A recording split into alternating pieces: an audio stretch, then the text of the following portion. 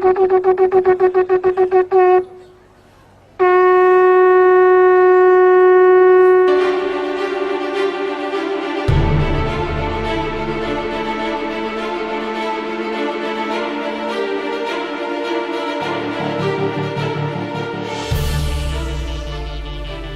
it's Jim Hutchins for the Jerusalem Connection Truth Report for this week.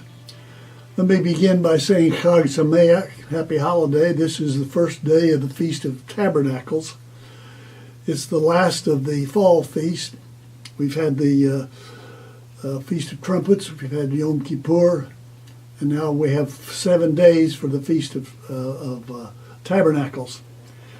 And this was originated by God as one of his feasts, and I just remind you, these are the feasts of the Lord, not of Israel or any particular people, but of the Lord, and it's the Lord's people to participate in. Zechariah tells us this, that it will be very important that all nations recognize this. He says this in Zechariah chapter 14, verse 16. Then the survivors, God says, from all the nations that have attacked Jerusalem will go up year after year to worship the King Yahweh Almighty and to celebrate the Feast of Tabernacles. If any of the peoples of earth do not go to Jerusalem to worship the King Yahweh Almighty, they will have no rain. Yahweh will inflict on the nations that do not go up to celebrate the Feast of Tabernacles. So it's a celebration day and days now, but it will be to the max when Messiah comes.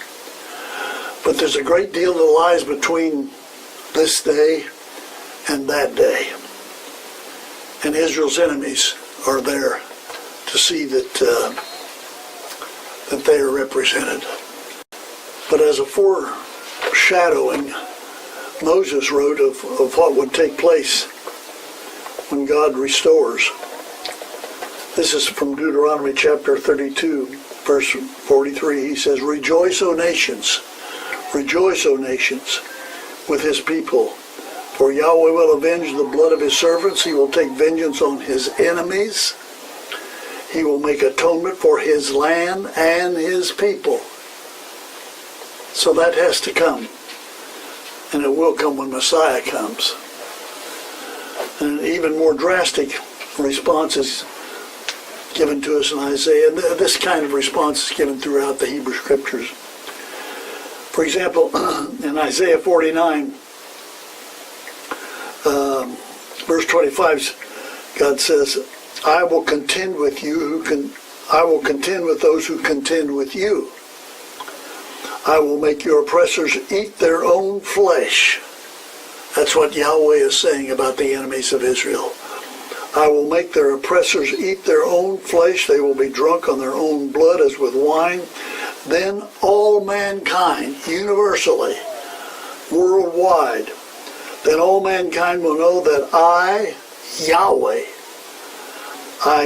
am your Savior, your Redeemer, and the Mighty One of Jacob. I want to close with this emphasis. While we look forward to a time of rejoicing, the Feast of Tabernacles ahead, this has to transpire before that. That I, Yahweh, am your Savior. The world will know that. I, Yahweh, am your Savior, Redeemer, the Mighty One of Jacob. But wait a minute. I thought Jesus was our Savior. Jesus is our Savior.